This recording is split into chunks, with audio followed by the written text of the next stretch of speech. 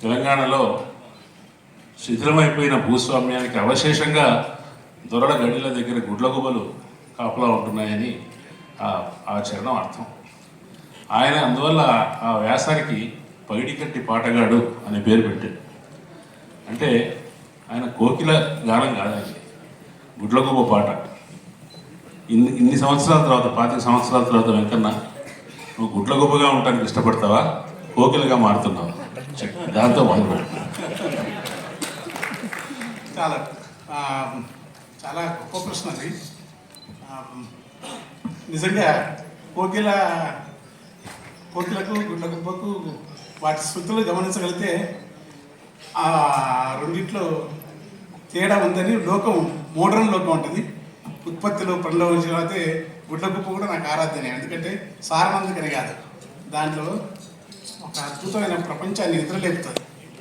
ఆ నిద్ర లేపడం అనేది ఏగుజాము పొద్దు ఎన్నెల ఒడిసితే ఎరువు బండి కట్టి ఎద్దులకు కట్టి ఏగుజాము కలిసి ఎన్నెలకు కలిసి నింగి గొర్రె కొయ్యలు ఉన్నతో కలిసి నప్పుడు పిల్లగాలి పాటకు పల్లె మైమరిసినప్పుడు ఆ గుడ్లగుబ్బ ఒక దుఃఖాన్ని ఆలాపిస్తుంది.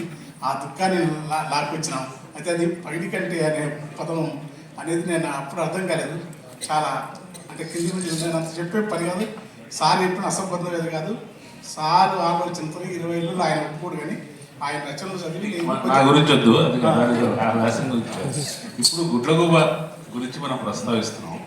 నువ్వు రాసే చాలా పాటల్లో, చాలా చరణాల్లో ఆ పాటలు, వేగంగా పాడే పాటలు, నెమ్మదిగా పాడే పాటలు, వీటన్నిటికంటే కూడా మధ్యలో చేసే ఆలాపన చాలా, అది బాలసంతుల దుఃఖాన్ని కల్పించే పాట కావచ్చు.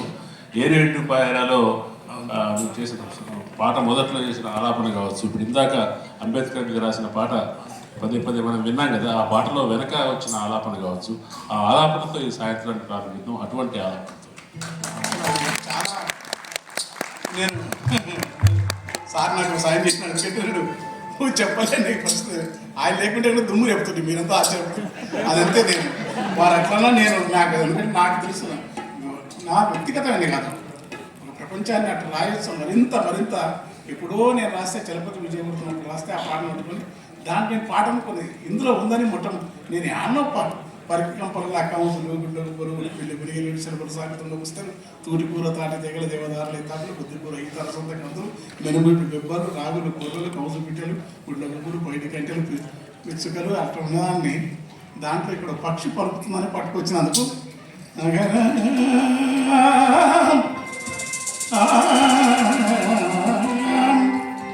దేవా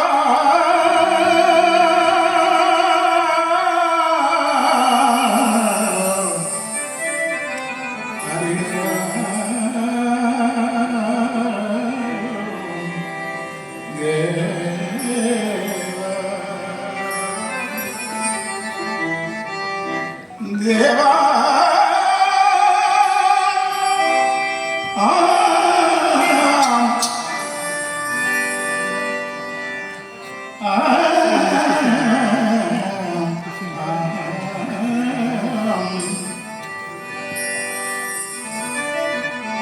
కులితిని కార్తెల తులకరి వానకు కుంటలు సెల్లు అలిగిలుతుండే మొక్కార్తెలగా పుప్ప ముసురుకే భూమంతా బురబుర వంగేది సాతి పార్తి సగభాగమెత్తిన సాగు పెట్టు సిరుచూడు రాగలే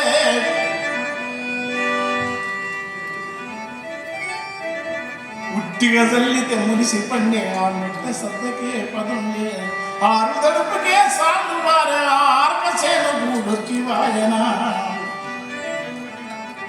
ఆ భూమి దాని నుంచి ఆ దుఃఖ నుంచి ప్రతి పాటలు కూడా వాగు ఎండి పాయరో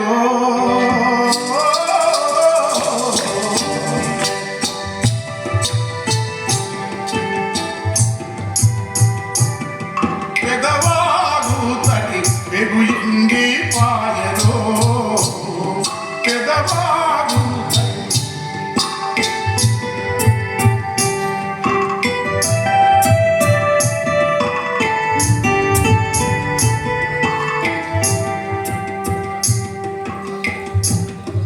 అందాల దుందుకి అలసంద్ర వంక జల మెరుపు తీగ